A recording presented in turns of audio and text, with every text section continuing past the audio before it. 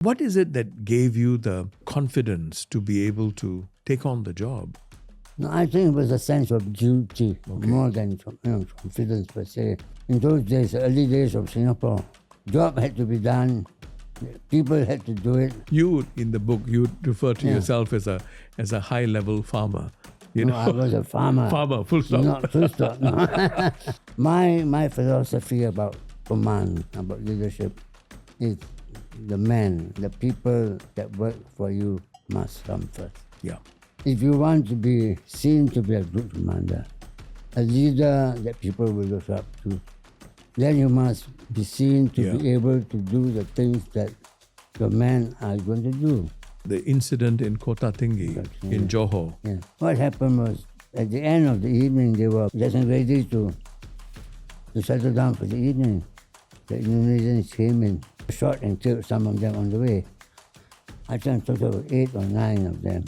In 2017, you were diagnosed with having late-stage cancer. After 11 hours surgery, I came out with 16, 17 tubes all over me. I'm reminded of what we were made to chant as officer cadets. Duty, honor, country.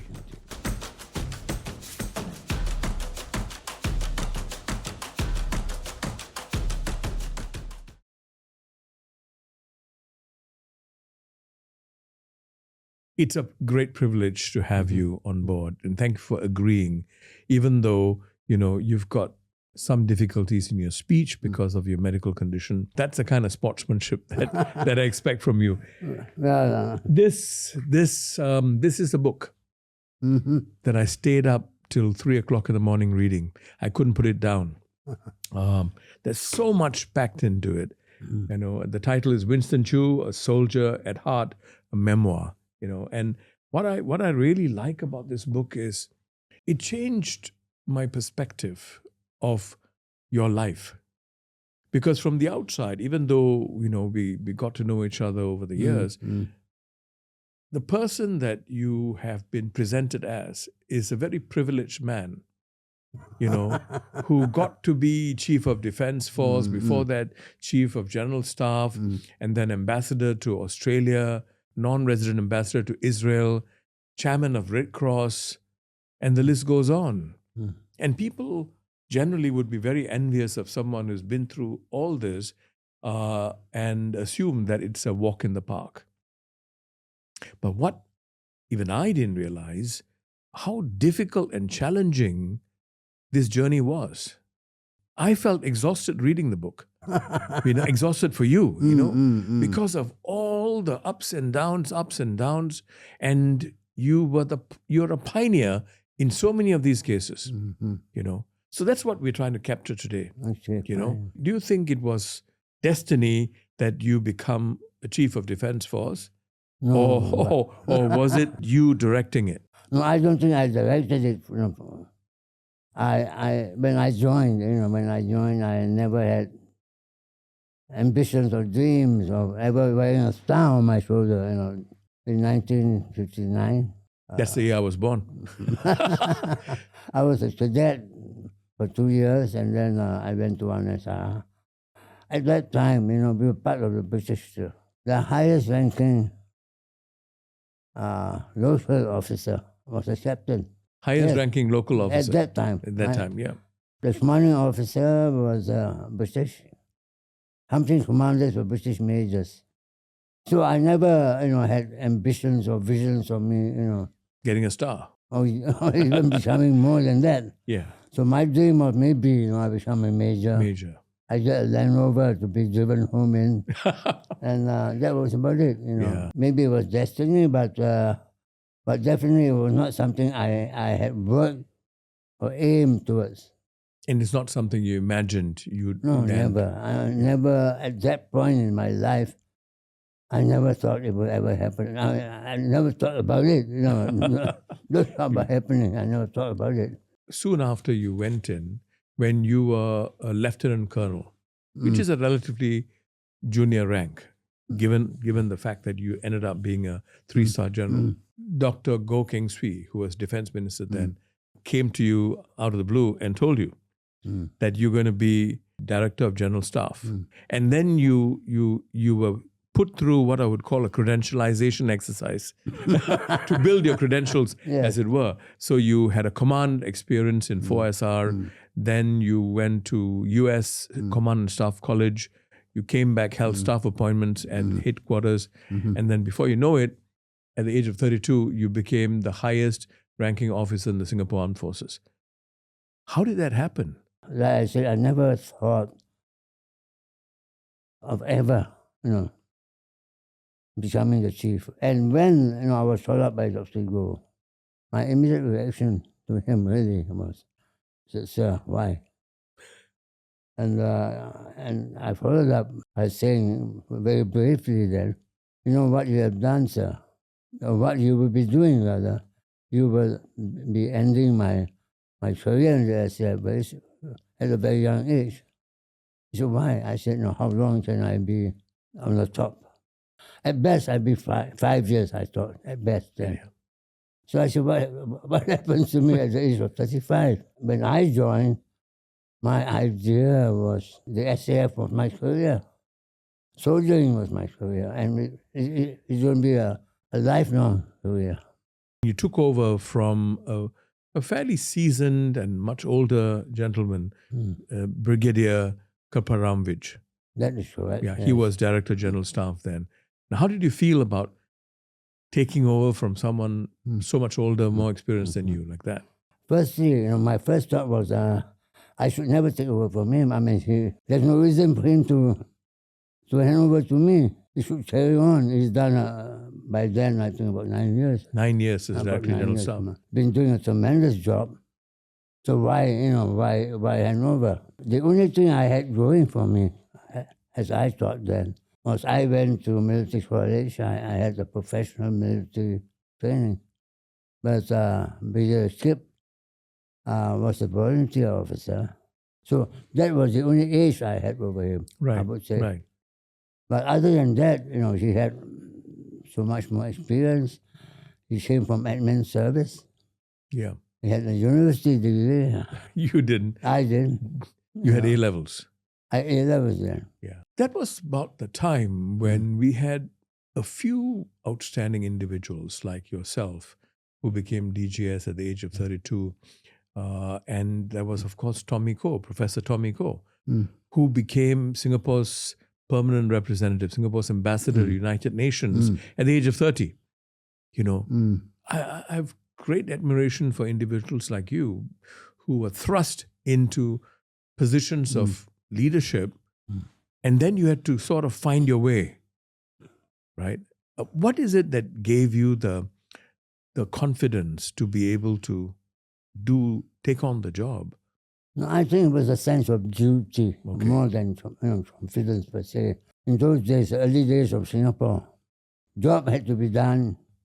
People had to do it. People like Tommy, were given the role at very, very early age, 30 years old. Yeah. And so, it was a sense of duty, more than anything else. I remember, my father saying to me a long time ago also, you're made to do anything, just do your best. Yeah. And that's what I did. I did my best. I think confidence came along as you worked into the job. When you first walked in, there was no confidence at all. At all, yeah. In your book, for example, one of the things you kept talking about was why being commanding officer of the 4th Regiment, 4SR, was perhaps your crowning glory at that point. Being commander. What was so special about being a battalion commander? Well, I had commanded a battalion, but it was a signals battalion. Yes. Right? But in the infantry, I started off in infantry before I went to signals. In the infantry, my highest was a platoon commander. To me, the real command was not a company command, not a platoon command, company command, but a battalion command, because in the battalion, you have the whole thing. Yeah. Meaning you are responsible for personnel issues, logistic issues, operational issues. It's a complete fighting force. It's a complete stuff. And so 4SR was a wonderful exposure for me. I think the battalion had a very good history. They had good COs before that. But when I went there, I had a good bunch of people working with me. And it was really an afterthought. After I commanded 4SR, I felt that was the best job that I had. You were known to get into the trenches with the private soldiers as a commanding officer. In fact, I remember an incident when I was battalion commander, National Service Battalion, and you were CDF, Chief of Defence Force, and you came for a visit, and we were in the field, and you had asked to visit the area my battalion was harbored. So I walked you, I was a major then, I walked you to see the soldiers. And then you saw this particular soldier lying on the shell scrape, you know. And then you just went there and squatted next to him and you chatted with him. And I remember watching it very carefully and patting the guy on the back and saying, "Do you know who this man is? He's the Chief of Defence Force." And he said, "Oh." But he didn't know what a Chief of Defence Force was, you know. But it didn't matter to you. I was observing. It didn't matter to you, the rank. And you were with him at his level and you just talked to him. My philosophy about command, about leadership, is the men, the people that work for you must come first. Yeah. I mean, that is my principle. And I work on that basis. And so when I visit soldiers in the field, I want to see the soldiers and not the commanders. The commanders. I want to see the soldiers. And the best way to see the soldiers at where they are working, at what they are doing. Like the soldier in his shell scrape, or the soldier digging the trenches. And most importantly, soldier having his meal. I always make it a point to see how they are fed, are they getting the right food. And welfare. And welfare, you know, because I always believe that if the soldiers are not fed, you can't expect them to fight. Could you share with us your experience in going for parachute training, you know, airborne training, the airborne school, the School of Commando training? What was your experience? You were much older when you went for that. Much older than the average training, you know, in airborne school. But again, leading by example is something that I always live my life in, you know. Teaching a parachute course was something that I expect of any commander, any leader to do. For instance, I tried to do a parachute course when I was in the US, but Mindep disagreed, you know. So I came back here and did the parachute course I did in Singapore was the first course that the school ran. So we were guinea pigs. There were 8 of us, 8 or 9 of us, all majors, lieutenant colonels. Of course, we went through the selection process in other words, make sure you can do, I can remember, 6 chin-ups and so many push-ups and so on. And then we went for the course. When we started ground school, it was early in the morning up to 1. Then at 1, we went back to our work. So can you imagine the first 2 weeks ground school? We had to be there by 5:30 in the morning, Changi. So I was staying in Bukit Timah. So, you know, can you imagine getting up early and driving down there? And then the first thing you did was you did your run. I think it was about 6 km run. 4, 5, 6 kilometer run. And we were not young. All of us were lieutenant colonels, you know. And I remember this man who I really admire. He was not a combat officer. He was a logistician. So he was not expected to do the things we were made to do. And I can hear him wheezing and coughing and wheezing when we were running. And when the instructor said stop, he was him straight to the drain and he threw up. He persevered and he went on. I salute him for that. And that man is Louis Pao Chuen. Louis Pao Chuen, who later went on to be the chief defense scientist. Defense scientist, right? And we were doing that every morning until 1. I remember the first 2 days, I weighed myself. I lost 3 kgs in 1 day.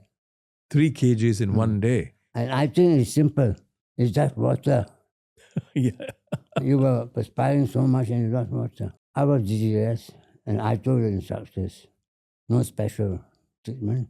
Do to us as what you would be expected to do to all your trainers. Yeah. But I hear that you also you also got a diver's course. That was later on. Later on, you got a diver's course. These are things that you didn't have to do, but you just went ahead and did No, it. but if you want to be seen to be a good commander, a leader that people will look up to, then you must be seen to be able to do the things that your men are going to do. It was this attitude that you had to deploy on the ground. You tasted battle, right? You did. Confrontation, right? Or Konfrontasi, as the Indonesians would call it. That was from 1964 or 63 to 1966. And most of the battles were fought against the Indonesian forces. In your case, you fought against the Indonesian Marines in Tawau, in Sabah. That was real battle. You saw people dying. You saw people severely injured. Now, what was your feeling like? You really did not know what to expect, but the worst. And you were in dugouts and in trenches, and soldiers were in trenches. And you were fighting alongside the Malaysian Armed Forces. Malaysian Armed Forces and the Royal Marines of the British and so on, right? Okay. And on the other side were the KKOs, or Commando Operasies. Commandos, the Indonesian commandos. Yeah. Well, even before going there, I was saying, I don't know whether I will come back. But when you are there, when you get into things, the situation around you, the job that you have to do, the things you have to do, sort of take you away from this fear. And even when they do lock mortar rounds at you and things like that, when you fall to the bottom of your trench. When the mortar rounds are landing on you. Yeah. But after some time, you got used to it. When we brought in Indonesian casualties and dead soldiers were right in front of your eyes. So it was war operations, and at its worst. The incident in Kota Tinggi in Johor. Yeah. Could you share with us what exactly happened there? And what happened was, at the end of the evening, they were getting ready to settle down for the evening. They did not, I think, practice good operational discipline. The Indonesians came in, shot and killed some of them on the way. I think a total of 8 or 9 of them. And the bodies were scattered all over. Yeah.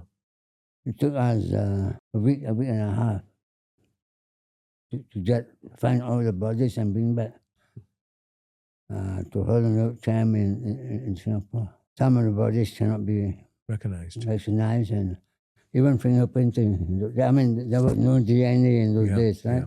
How did that affect the morale? Oh, it was very bad. And we did not know, they did not know whether they gave the bodies to the right wives, and things like that. But, the morale was very, very down in 2 SAF, from what I was told, right? And then they went out to hunt down the Indonesians, and they got every one of them. That sort of fervor is something that only soldiers can have. This is my personal view. Sometimes, as a national serviceman, when I wear my uniform, I actually become a different person. You're driven by the psychology changes. It's not about going out there and killing and bravado. It's about honor, as you said, duty and honor. Things like that consume you. I've only experienced that when you are in uniform. So I can relate to what you said in your book about that special quality that soldiers have, which unfortunately was not respected enough by the civilian leadership. You emphasize that quite a bit, and you put it in writing. And I do recall that the civilian leaders at that time, especially the civil servants, would make disparaging remarks. I have experienced it myself. And you made reference to that. In fact, you had stated in your book, the then Permanent Secretary, Pang Tipau, actually said, you have 1 star, I have 4 stars. Yes. When actually he didn't. He's a civilian, So how did you feel? I mean, this was a priority for you, right? Yeah. As the chief of defense, or at that time CGS. Mm. How did you get people to start recognizing and respecting soldiers? For a start, I had always felt that when you join the army or you join the military, I used to compare it as joining to the priesthood, to be a priest. Your life is going to be different. You are governed by military law, and you are leading men and people who are expected to fight and die. So it's a different form of profession, so to speak. So it's not a job. I always say when you join the SAF, you're not taking on a job. You're taking on a profession. And that is something which I always try to drive home to people. But when you have a national service army, you can't preach the same line, but you always say that, as a soldier, your life is different. So long as you're in uniform, like you say, your life is different. Different. And your thinking is different. When we first started, Dr. Go had put together people in the civil service, and they were strong people, right? People like Pang Chipao, who was a very strong perm sec. So they had their own views about what life is about and what civil service is about. But they had very little idea of what military life is about. So our fight, when I say our, meaning those people in uniform like us. And the leadership, military leadership yes, such as you. Was to try to show these people that, hey, we are different, but we are professionals. What we do is for Singapore survival. Yeah. And so it was a constant fight. Would it be correct to say that you were trying to project a complementary role? The civilian leadership as well as the military leadership should work together. What we wanted was for them to understand that they cannot run the military like they run the civil service. Right? And but the problem was we didn't have enough people with experience at that time. And what I had to do was try to get more people to become more professional, to be better trained, send them overseas, expose them. For this, I thank Dr. Go. She understood this. She understood the necessity for building a professional for... And a high caliber. High caliber. And was that when the Singapore Armed Forces scholarship, overseas scholarship, or SAFOS was established? In fact, soon after that, when we first started, I think between she and, in fact, Viswa then, Prime Minister, they felt that they needed to put in more high caliber meaning more intelligent. So they started the SF scholarship, which I really accept and I appreciate. But did you have any conflict there? Because, the scholars program, it's both a boon, can be a boon and a bane. Sure. Right? Not all scholars prove to be good soldiers, good commanders, right? Many of them did well, but there was that divide between scholars and what is often referred to as the farmers, right? You, in the book, you refer to yourself as a high-level farmer. I was a farmer. Farmer, full stop. Not full stop. No. But how did you manage to reconcile the advantages of the scholarship scheme, which allowed you to have a different caliber of people, at the same time, that tension between them and the farmers, so to speak? Dr. Go and this one, understood that not all people who had straight A's will make good commanders or good leaders. We had a system of selecting them and grading them as they went along. So there were people who just staff, good for staff work, people who were good for command, and people who were good for both. And those who had command and staff, eventually became they moved the up. CDFs and so on. Yeah. But what about those who were not scholars?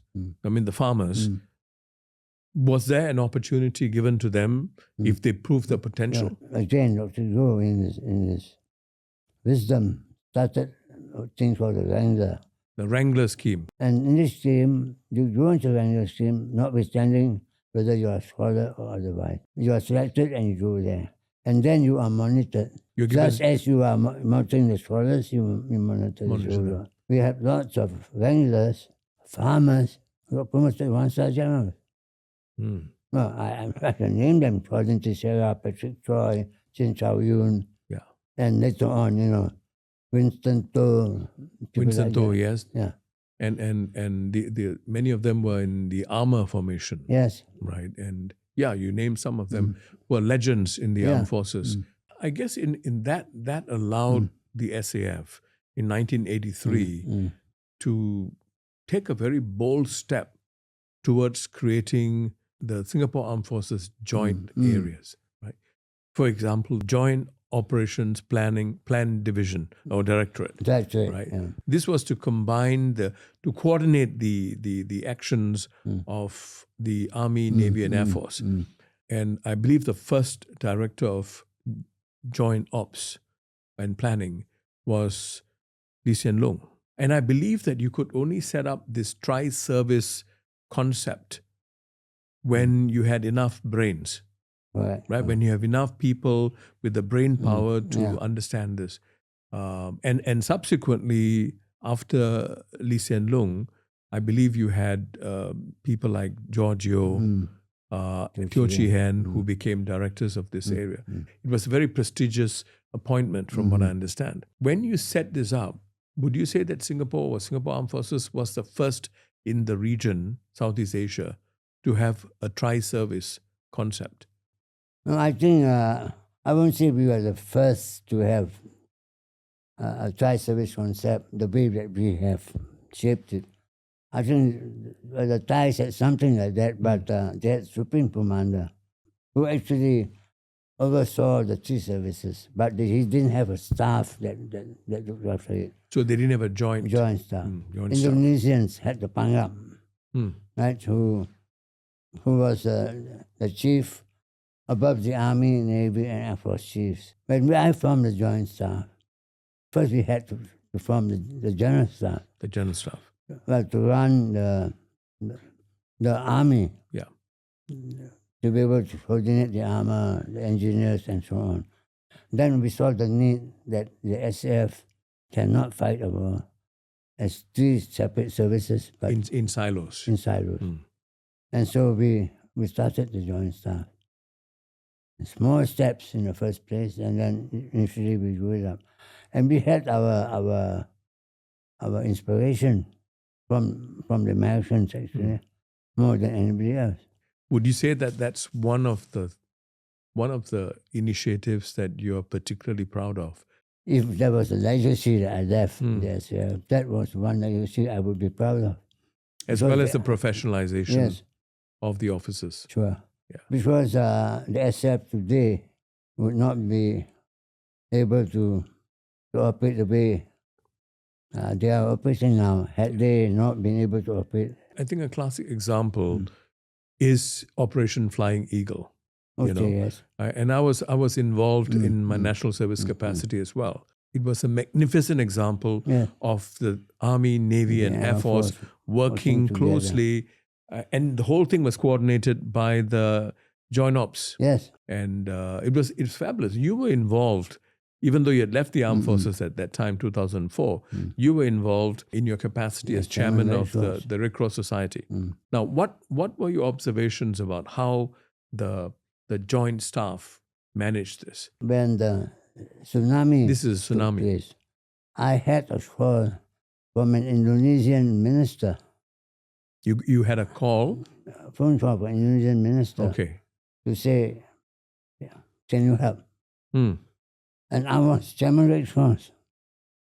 And you had nothing to do with the armed forces. I told him, this is the way you should go about. We should not have gone out to Aceh if we did not have a joint operation capability to put together troops, aircraft, ships, and men And engineers. and engineers to move out. The beach landing. Yes. Right. As well as I believe the Air Force brought in portable air traffic control. Yeah. I mean, it's amazing, amazing case study. And you must have been particularly proud to see this happen as an outsider. Sure. As an outsider coming in. But like I say, at the back of my mind, if we did not have a joint operation capability, this would joint not staff. have happened. Absolutely. You're absolutely right. So, General Choo, you mentioned just now that the Indonesian minister got in touch with you soon after the Aceh tsunami happened.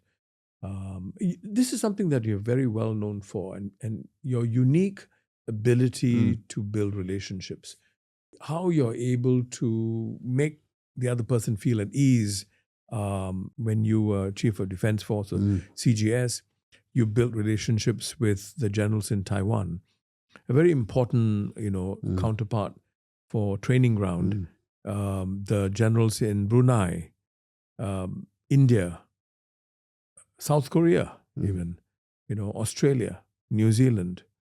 And as far as individuals are concerned, in Indonesia, you had very deep relationship with people like General Benny Murdani, who later went on to be defense minister, General Tri Sutristo, and of course, General Hashim in Malaysia, Malaysian Armed Forces.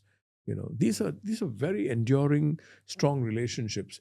Not to mention the relationships that you forged with the Israeli advisors who came to Singapore, which later on served you well when you were non-resident ambassador to Israel. How did you manage? What do you think is the critical factor in building these relationships, and how important today are these relationships? Both Dr. Goh and PM Lee Kuan Yew then felt that it was important for us to build a second channel. And Dr. Goh himself said that we should build a relationship somehow. So he asked me, do you play golf? So I said, no. Go and learn to play golf. Go and learn to play golf. Yeah. And I did. I went out to learn to play golf. Were you good? Eventually I was pretty good. But, but there you are. Yeah. So it started off like a duty, But I had always known the importance of this. And I am by nature a friendly, gregarious person. I like people. So it wasn't difficult for me to make friends. And so our first efforts were with the Malaysians. We felt that, the Malaysians were always wary of us. But I said, hey, friend, I was in your military college, Yeah, the so Federal it was Military easier College. for me to. And that's where I met General Hashim. I think he was the president of the Malaysian Armed Forces Golf Association, something like that. Okay. He was one star then. Yeah. And so we built up a relationship from then. And we did the same thing with Indonesia and so on. In Indonesia, we were fortunate because... Did you have to lose the golf games? We always start at the beginning of the game with our golfers. We are not going to win this time. So we play that way. But with the Malaysians, they want to bet. So it's not fair, for our golfers to lose money. So as a player, as best as you can, but don't win too well. But it never happened because the Malaysians are better golfers than we are. With Indonesia, Benny Murdani was the link, actually. And we made that link because S.R. Nathan was Director of Security and Intelligence, had built that relationship with Benny. So, to him we met Benny and then Tri. But Benny, again, he understood. Benny and Freddie Hashim, indeed, from Malaysia, understood the importance of military to military relationship. And we were able to do it to the extent that we could speak very, very frankly about things that were awkward.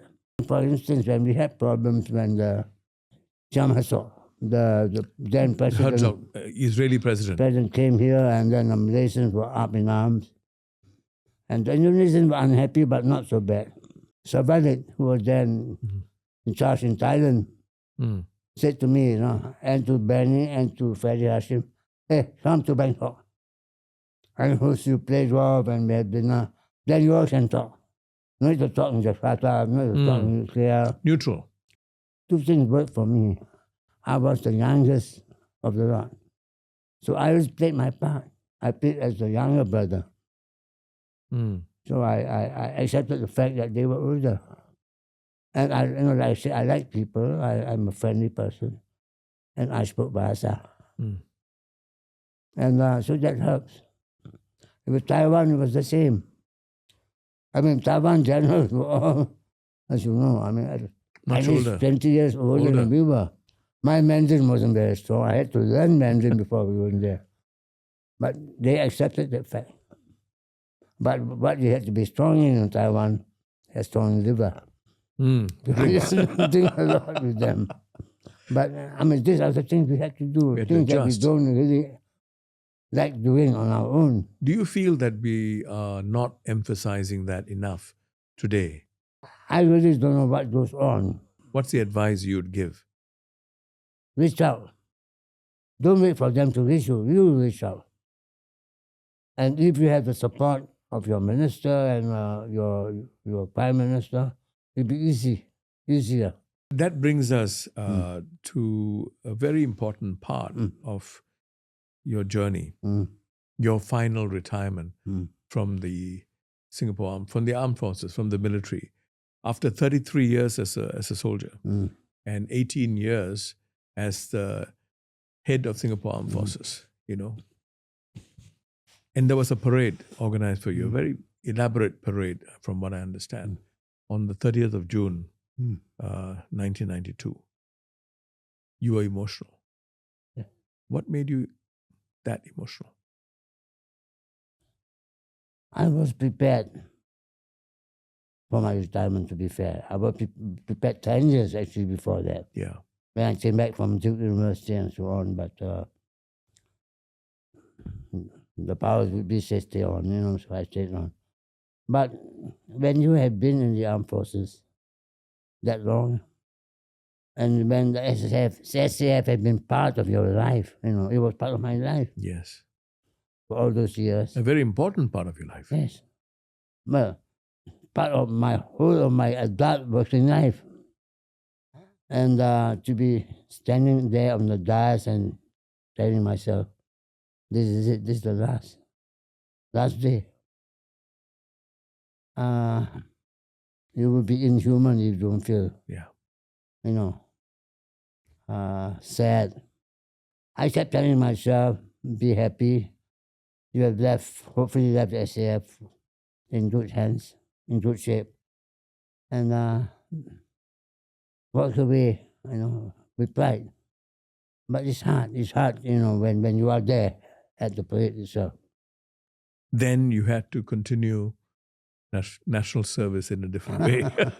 Just when you thought that now you've got more control of your life.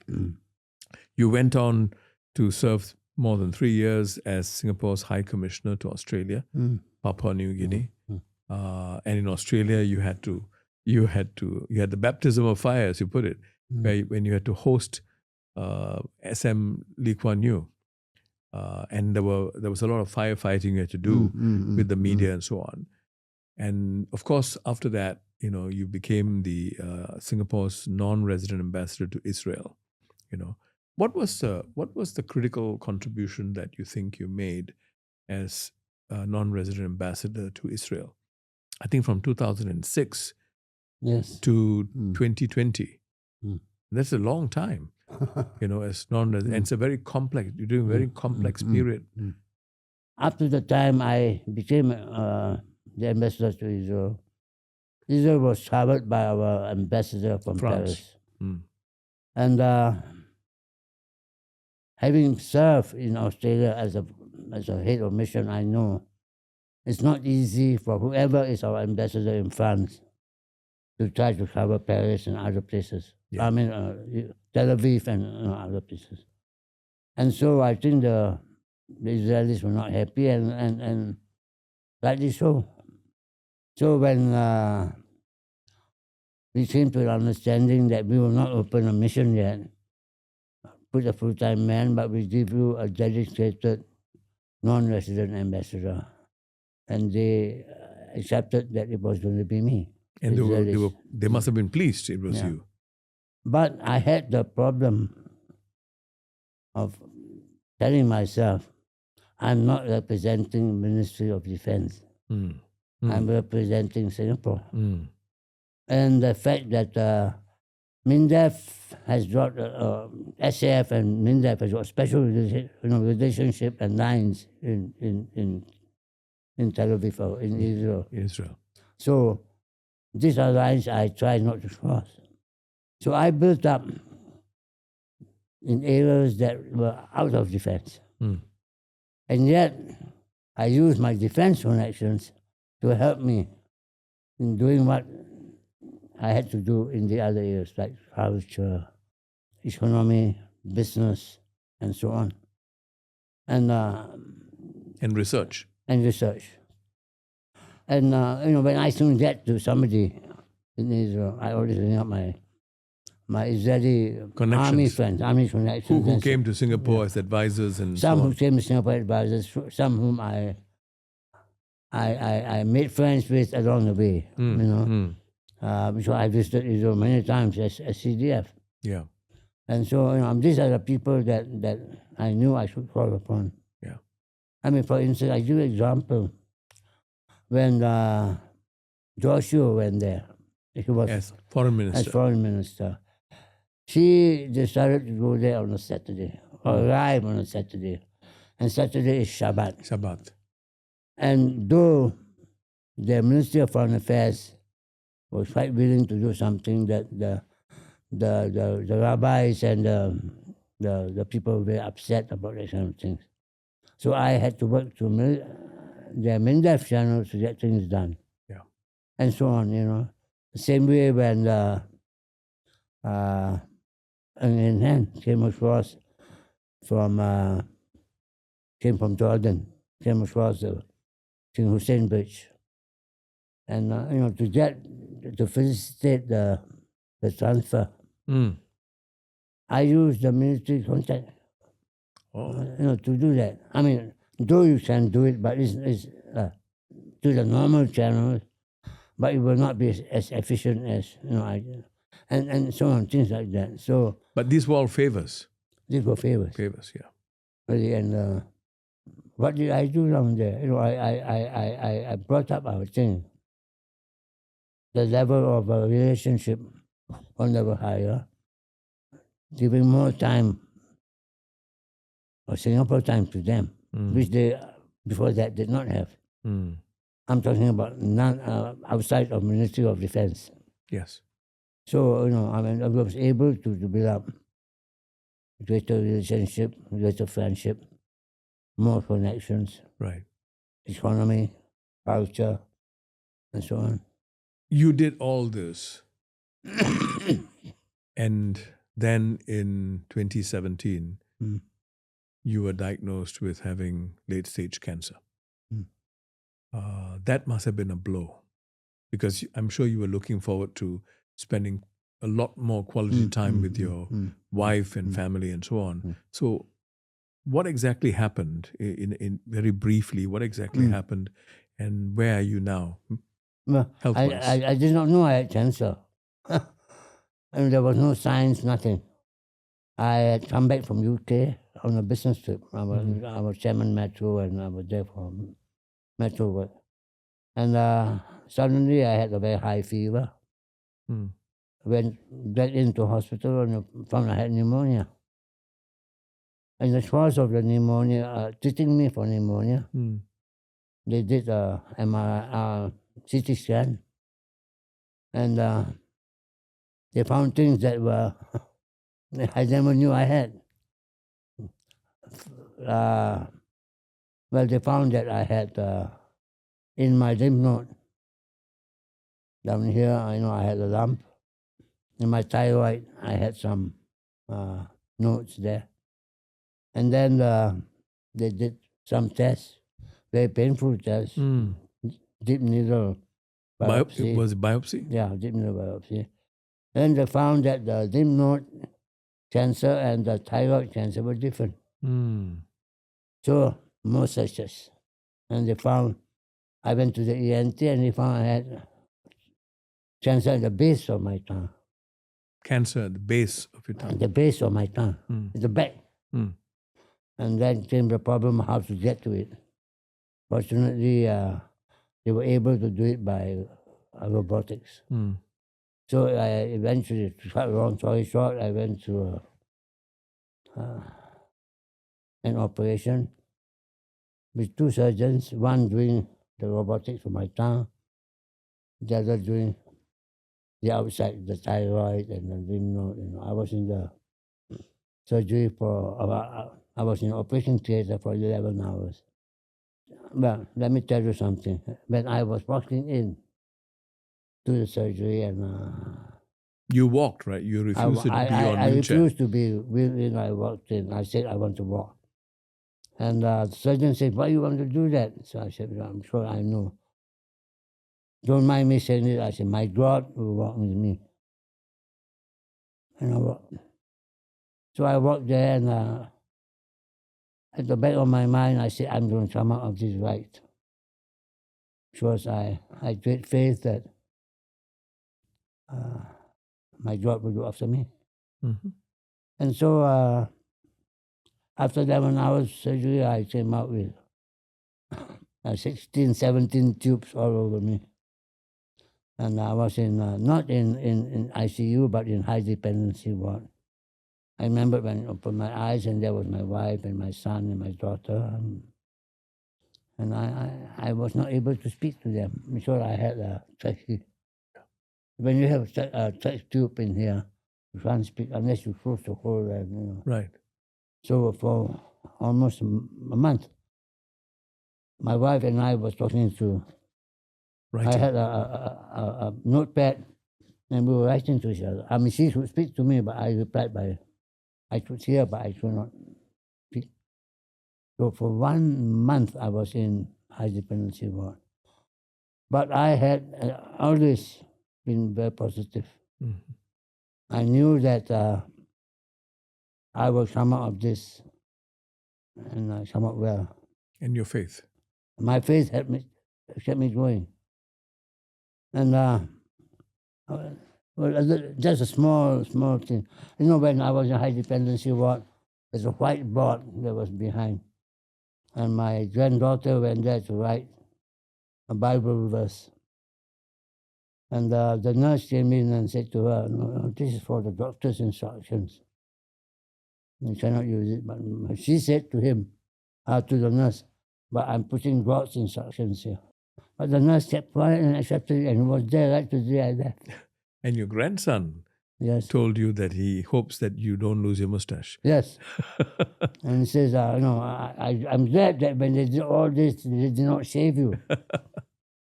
It was especially moving for me reading the last chapter of your book, where you paid tribute to your wife, Kate. Yeah. And this is what you said. God in His grace has favored me with many blessings, but His greatest gift to me is Kate. It's not easy to be the wife of a soldier, especially if he is the CDF. Yeah. She has so many duties and he has hardly any time for you and your children. She gave up teaching so that she could look after the children. And when I was doing part-time university studies in here, she had a tough time trying to keep the children away from me so I should study. And I was doing work and studying at the same time and so on. So it was not easy. And she had to look after the officers' wives club. We had a very, very important role then because our officers spend a lot of time overseas. And the spouses or the wives, now they call it spouses, their wives are here. Yeah. Need some kind of support. And the wives club was there to provide the support. And so she spent so much time there. And the good thing about her is she made it a point that all the wives know that you wives don't carry the rank of your husbands. Mm. Right? So everybody calls her Kate by her name and so on. And till today, she said some of the wives, she did not know who their husbands were or what the ranks of their husbands were. Because that's not important. Important is the person. Yeah. This year, we'll be married 58 years. 58 years. Congratulations. So Congratulations. I shall ask God for a better gift than her. In all my interactions with you over the years and reading the book, finding out so much more about you, I asked myself this morning, what is it that defines you? I think it is the capacity for gratitude. You have an immense capacity for gratitude. Even when you face adversity, you're still grateful because you insist on seeing the bottle as half full, not half empty. Yes. And that attitude is what I think has made you the quintessential son of the soil, the quintessential soldier, that people are proud to acknowledge. When Prime Minister Go then, he made a joke, right? How he turned a man of war into a man of peace. But for me, war and peace are very much flip sides of the same coin that you are, And when I look at you, I'm reminded of what we were made to chant as officer cadets. Duty, honor, country. And thank you, sir. Thank you very much for reminding us of our purpose. And we wish you all the best.